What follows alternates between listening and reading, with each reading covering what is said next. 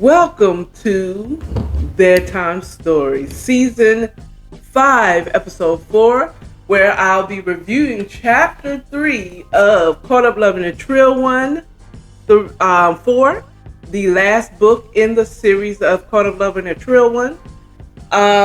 But before we get into it, our bedtime cocktail.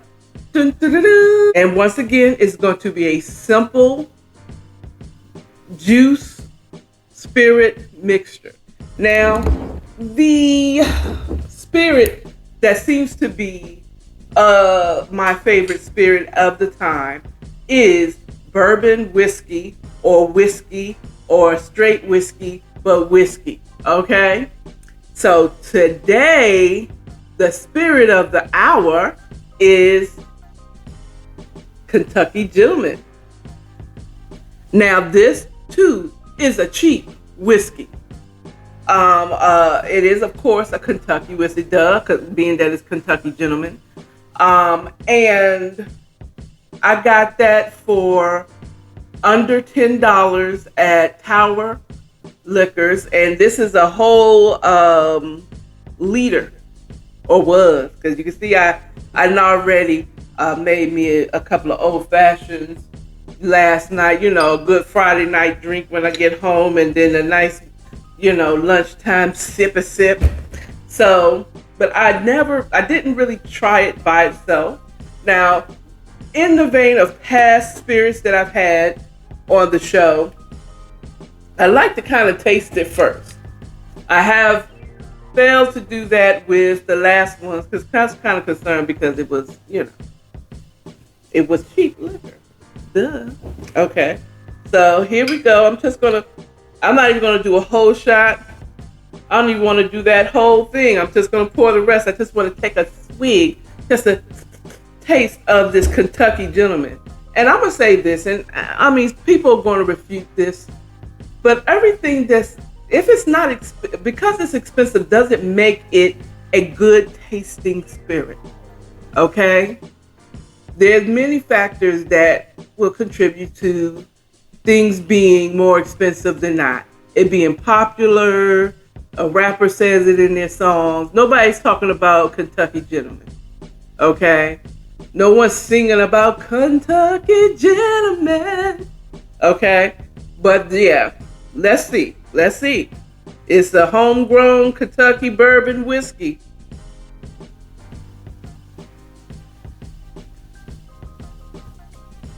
Yeah.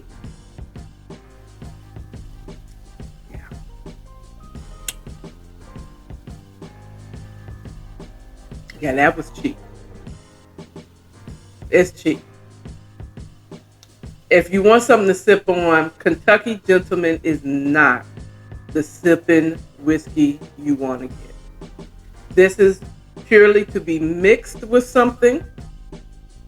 Oh, that burned all the way down.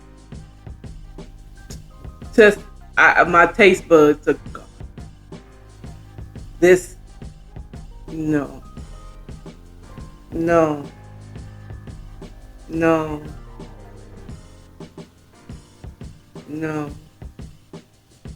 I would not recommend Kentucky Gentleman.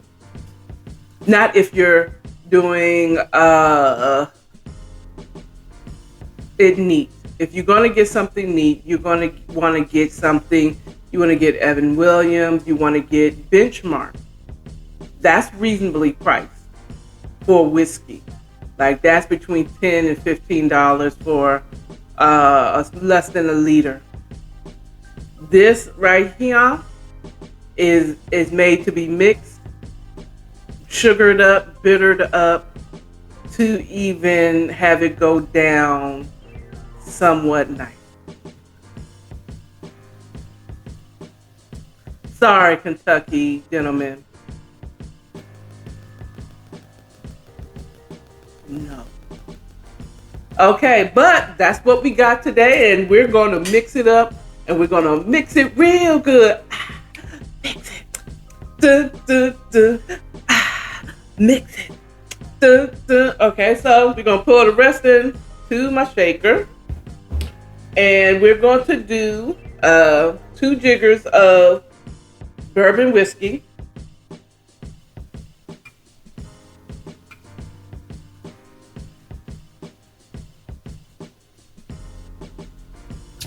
Now, you can tell that I'm not a bartender and that, you know, because I'm measuring it, I'm kind of awkward with my pour, you know. But bite me. Who cares? I'm not here to be your bartender. I'm just here to share a cocktail that I'm invented off the fly. Okay, so now normally I'm using Calypso strawberry lemonade.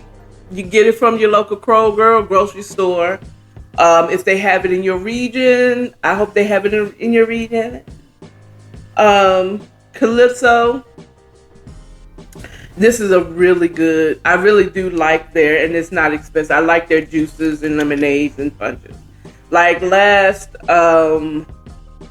in Caught Up, Bedtime Story Season 3, I did the punch. Well, this is going to be whiskey lemonade, strawberry lemonade. So we're going to do, because we're working with Kentucky Gentleman, and he wasn't a gentleman at all. He was a ho-ho. We're going to put 1 jigger, and then we're going to do a half a jigger. Yes, we are. We're going to need as much, you know, that gentleman's going to need some help to make it even drinkable, honey. Okay. I was so tempted to swigger it down, just a little swigger. And I have some ice in my According to AKARA glass. It's available on accordingtoakara.springs.com, where you have the logo on the front and where you can find me in the back. Just go ahead and pour all that ice in there. Okay, so shake it. Shake it. Yeah, it's gonna need this ice. Shake it. Okay, of course, whenever you're shaking, using a shaker, be it cobble like this one or Boston, where it's like the 2 cups inside, you know, you want to shake it until it's cold to the touch. It's better to get you the metal type, not the plastic ones, you know, but because you can, that's what I've been told from the bartending YouTubers, okay, is that you want to shake it till it's cold. Vigorously like I did. Like over the shoulder, we want to we want to really get it in there. So now that we've shaken it up, we're going to pour it into the According to AKARA glass, available on Springs at accordingtoakara.springs.com. We're going to just and because this spirit needs as much ice and dilution, we're going to pour the ice right on in there. Yeah. All right. Now let's taste what we got first before I add a little touch of a garnish and maybe a splash of bitter. Let's see if it needs any more help. Let's see here. It needs more help. Ooh, don't use that. Ooh, that's liquor. Ooh, that's liquor. So I'm gonna do this Angostura bitter. I'm gonna shake it up a little bit. We're gonna put that on there. I might have to suffer through this one with this. No. While I was out today, I should have got me some simple syrup to help this child.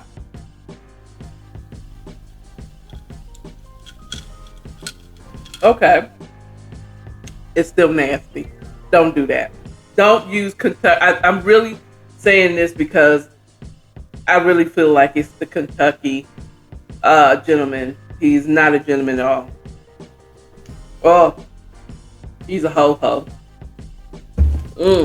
But you know you be drinking. You know you have some drink. Let's garnish it with some cherries. Maybe that'll help it out a little bit. Maybe I mistakenly put some more cherry juice in here. Did I slip that in there with it? Now this is, it's rare that I'll be like, oh, that's liquor. That's liquor. But you know, your girl is not one to waste not, want not.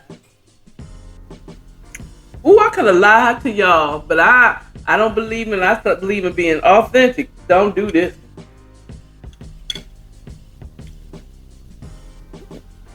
It's getting better.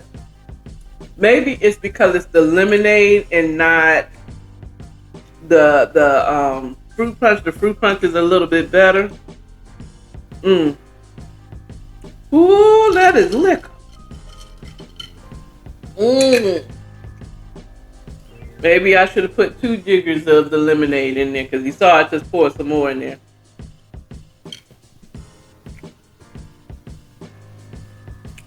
I'm not even going to give you the ingredients to that.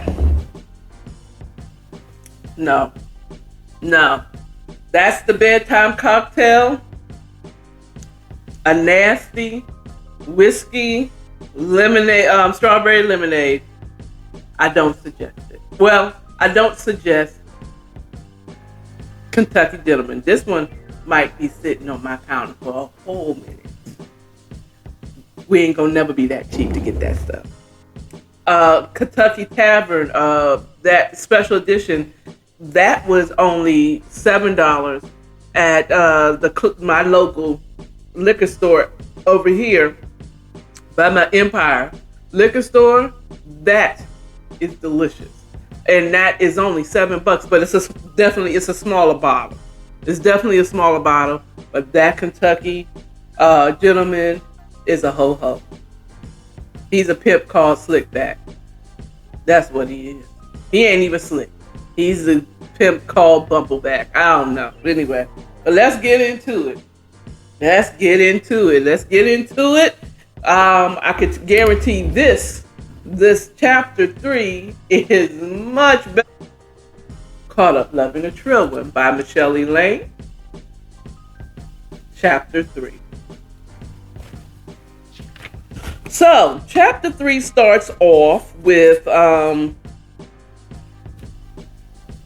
Scar wishing Saint a happy belated birthday and apologizing that he wasn't able to make it to his family gathering for his birthday, but he wasn't feeling well. Now, we found out in chapter 2 that Scar is sick and he has cancer, renal cancer to be specific. He pours 2 glasses of tequila, pass one to Saint, and he says, after he apologized, said, maybe you need to cut back on some of this. Definitely, he should never come near Kentucky Gentleman at all. Matter of fact, I'm gonna rename that. That's gonna be Kentucky a ho-ho. That's what it is. That's a ho-ho. A ho-ho, not a Christmas ho-ho. This is called the Kentucky ho-ho. Okay? The Kentucky ho-ho. Oh, that is liquor. Y'all seen that reel on Instagram. This is liquor. Oh, this is liquor. So he's like, yeah, but you only live once. So Scar goes, he responds like, yeah, but you only live once. And Saint lets out a bit of frustration. In his frustration, he says, it doesn't have to be that way. And he frustratedly, he says that. He's like, and then he kind of goes on and say, I can't, for a man that's as strong as you are, I can't, for the life of me, understand why you stopped treatment. And Scar, he kind of like, diverses, his eyes from Saint and looks out of his immaculately groomed backyard, and he's just thinking, He's remembering. He's going through back down memory lane. Yeah. He goes back down memory lane, remembering growing up with Saint's mother, who was his sister, Scar's sister's friend. And remember meeting them and how they became friends, and then how they were in Texas when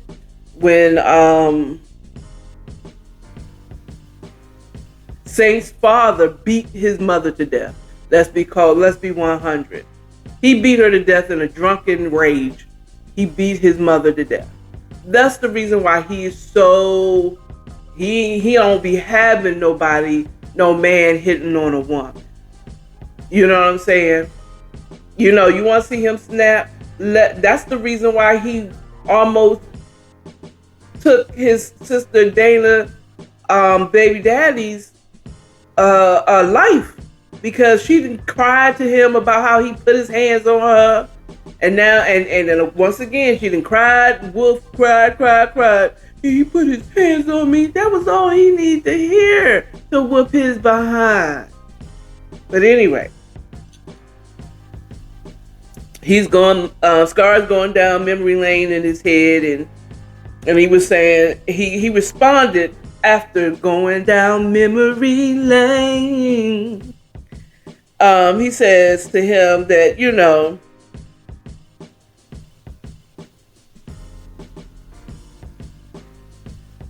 he thinks to himself, basically, he says, like, you know, I only have a short amount of time to live, and why should I spend that time being pumped up with drugs that isn't going to guarantee my life? It's not going to lengthen my life at all. So why would I do that? And he's like, you know, hey. And he responded after he goes down his memory. That's why his reasoning why he stopped his treatment. And he responds to Saint like, he's like, nothing about the last year and a half seems real. You know, I mean, let us go down memory lane. Go back to last season 4 of Caught Up Loving It Trail 1-3, okay, where Scarden lost his love of his life. He had to kill his cousin, who was trying to kill him for something he didn't do. Okay. So he's fighting territory over his cousin, and he had to shoot his cousin. Okay, one of his best men went to jail, came out, and turned on him. You know, to work for his cousin who was trying to take him out. You know, so nothing about the last year has been real. But in reality, and I open my eyes and I really think, but this is what it is. It is what it is. It's here, and I'm here, and I've been diagnosed, and I'm going to go out in my own way. How you ain't gonna think that that's what it is? He said, but the real question, after he said that, you know, basically, you know, he said, but that's not the real question. That's not the real tea. The real tea is, so what you gonna do, Saint? And Saint is like, what you talking about? I'm here. Now, I want to say this because it's going to be very apparent in the next couple of chapters. I mean, in the couple of paragraphs, that Saint, this is what I've always said from the beginning. One of the things I like about Saint, if I was a kingpin, I would want to have this dude on my team. He is quite comfortable being lieutenant. He's not trying to take over Scar's empire. He's quite okay being Robin. He don't need to be Batman. Okay? He's not trying to be Batman. He's not trying to be the next hero. He is just fine being his lieutenant. So that's why he's confused with Scar when he says, so what are you going to do with your life? How are you going to, are you ready? Are you ready to step up? He's like, huh? I mean, and then Scar goes on to explain, like, I'm going to be gone soon. And there is no one I could fathom taking over the business but you, Saint. He acknowledged him to the point that we were the one who built this. You are the natural successor to this business. And still, that drink is a ho-ho. But still, it's just that he never really wrapped his mind around it. He even says it in the paragraph. I didn't even think about that. Partly because he hasn't accepted the fact that Scar has a terminal illness. Okay. So he hasn't even considered who's going to take over the business. Okay. And plus, coupled with whatever, all the other stuff that's going on in his life with his other siblings, so on and so forth, he didn't even consider taking it over. He's just living his life, being the lieutenant and taking care of making his family take care of. But Saint had to clarify, it's more than about who's going to take over the business. Because I'm not going to press your hand. I'm not going to press you to take it over if you don't want to. But I do want you to start thinking about what's going to happen with you once I'm gone. What are you going to do with your life? Life is short. And I've watched you put everybody before you. You're living to take care of your siblings, and that you're living to take care of this person, that person. But what about you? What are you going to do? Whether you want to take over the business or you want to step away and not be a part of the business anymore. Because he said, that's fine. This is Scar speaking. He said, I'm cool. One of my cousins could take over. I could call them to take over. But I want you to start thinking about what you're going to do once I'm gone. Which is good. It's got him on there, but there's just another thing that this man got to think about. I still haven't figured out quite what's keeping him up at night. Again. Now, I'm going to tell you what I think. He missed Toy. He misses Toy, but we'll go on to that later on. So basically, Scar is like, you got to think about your life and what you're going to do once I'm gone. You know? So he's like, yeah, I ain't thinking. I haven't thought about it, but you know. So he jokingly says, I'll probably, show up. I might have to rise up there and make sure nobody is messing up this business we done built. Alluding to Scar's cousins that he said he would possibly take over. Make sure they ain't messing up. You know what I'm saying? They have a good laugh, and that's the end. That's not really the end of that scene, as it, he goes home. It is kind of in that whole moment of Saint having to come to the realities that Scar is going to die. Okay, and whether he's going to either step up to the plate to run it, or step away altogether and lead a whole nother life that he can't imagine. Saint is a whole lot like Champ, and this is all he knows. He's the master of one. He's not a jack of all trades. Okay, he's a master of one. So what is he going to do? What is Saint gonna do? Because he even said, he said, I can't even see myself answering to anyone but you, Scar. So it's either I'm gonna have to step up or I'm gonna have to step away. So that's basically the answer. Either he needs to step up or step away.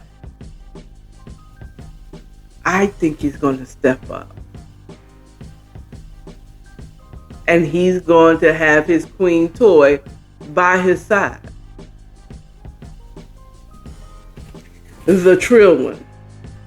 So he leaves Scar's house, heads home to his suburban house. Now, mind you, remember in the last chapter, Desiree has no idea about the suburban house, this suburban house. She only knows his condo in the city. Because Desiree, his current girlfriend, does not know about how he makes his money. What business he's really in. She might be a trill one too. But something tells me he's not. Or she gonna find out how trill she really is when he finds out that he's in love with another one. And Toy shows up, because Toy, she gonna show up. And if Desiree is in the room when she walks in, she gonna know. She gonna know. She gonna know. Anyway, so as he's getting home, he's doing his thing, going back home, going to his suburban house, and he almost missed his call from his sister Leslie. And he's like, hey, what's up, Les? What's going on? He said, hey, bro, I was in your neighborhood and you forgot the present that I got for you. You left so quickly.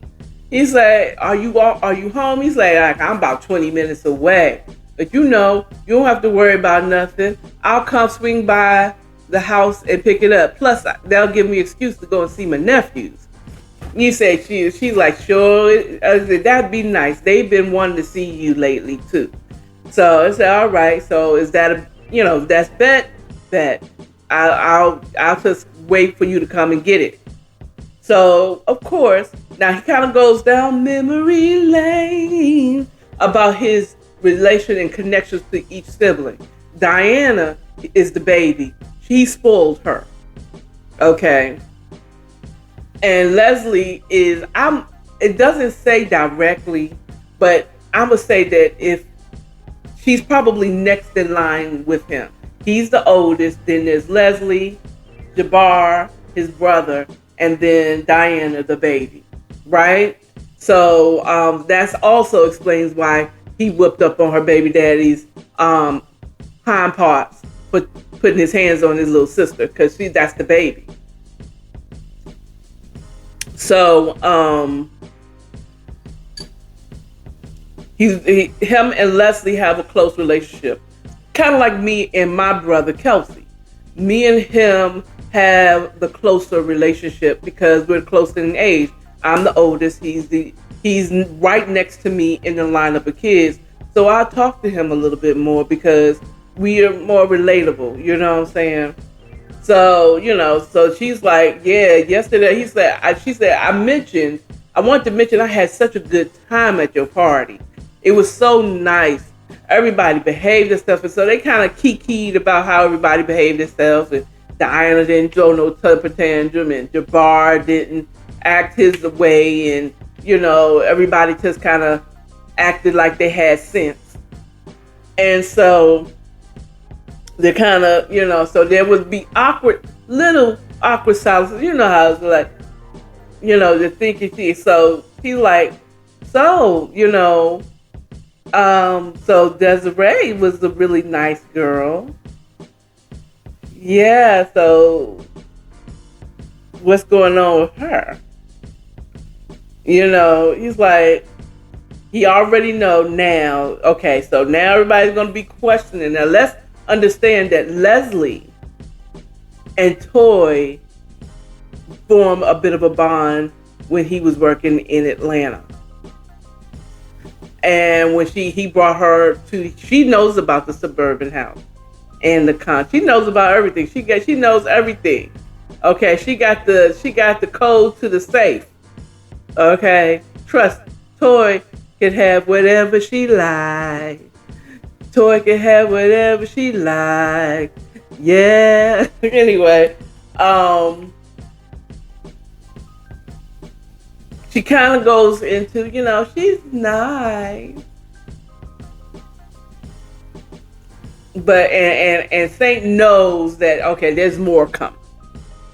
But I can't help but to wonder if the feelings are mutual. Saint Hassan. I could tell there was an awkwardness in the way y'all related. You know what I'm saying? She's a really nice girl. She really loves you. I can tell she really cares about you. But I can tell that there's a difference between her and he said, stop it. What you're not going to do is talk about her. She had her chance, and she said, no, hear me out. So, she was right. Toy brought out with a lot of women because not been able to do so. She was the one. I could tell by the way you related with her. And then you came back. It wasn't like, I said, don't get mad at me because you done left abruptly because he was in his feelings. He was in his feelings. He said it like, oh, you need to get over the loss of your ex and the girls and can't. He should have stayed his ass right there in Atlanta. Okay. But because Toy didn't go jump into his arms and say, baby, please don't leave me. He left because he was in his feelings. And Toy could be a bit cold. I feel her. She's probably a Capricorn like me. Anyway, he said, I'm just saying, her people, she goes in, she's like, her people. And you might really want to think about what your real intentions will be with Desiree, because I hate for her to be collateral damage because you hurt over the fact that Toy didn't come jump into your arms. Okay. He's like, you hear me? He gets quiet, mad. He's quiet like I wish you. Because he knows it's true. Like, I hear you. She's like, there you go with that dismissive ass attitude.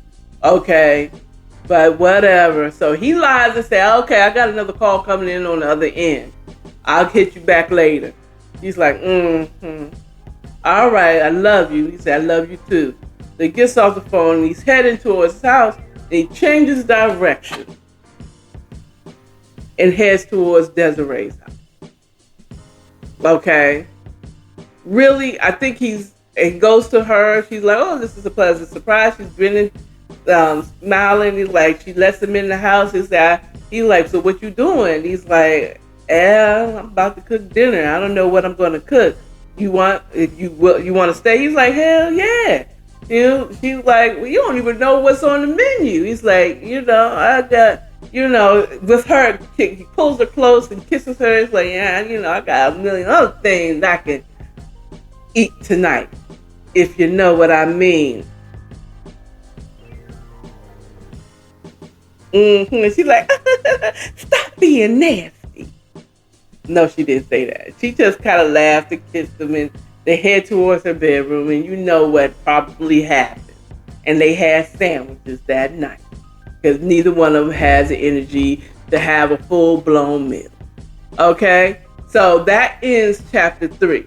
Now, I'm going to tell you how I feel. I think he went straight to Desiree's house and tried to to get his feelings about Toy off his mind. He still loves her. And Toy still loves him. Because she sure enough felt some type of way when he saw his new little girlfriend on his arm, and his sister, apparently, in her post of his birthday. So we knew that from the prologue, that they both loved each other very much, but too prideful to say, baby, please don't leave me. So that's where we end, him sitting up there trying to hide behind Desiree, allow her to be his beard of his true feelings for Toy.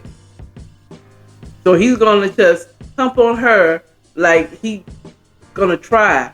I'm telling you, Desiree is going to end up being collateral damage because Toy is going to come in town, and she's going to notice a severe difference in Saint's attitude with Toy in town. Even if he tries to hide it, and he will try to hide it, if Desiree doesn't care about anything, she's gonna know. If she cares just a little bit, she's gonna recognize the difference when Toy comes in town, or he's gonna have to go to Atlanta.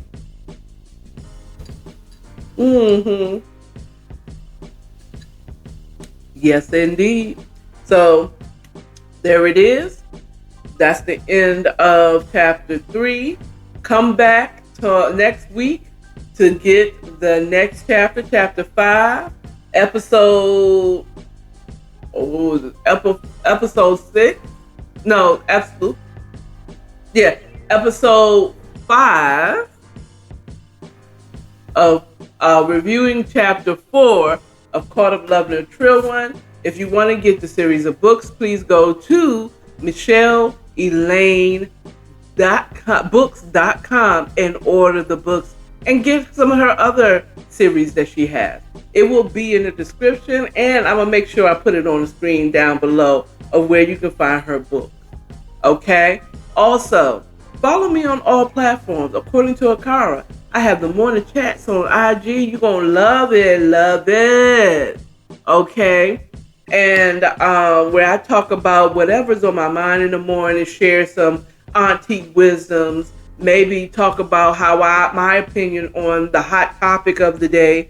Last week I was talking, once again, DL and Monique made it into my morning chat again.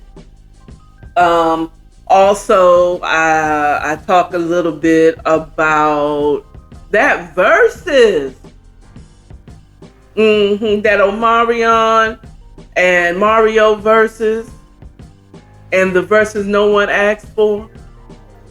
So I'll talk about things like that, whatever's on my hot topics, good lessons that I've learned, and I share that with you all, and I hope that it helps you all with that.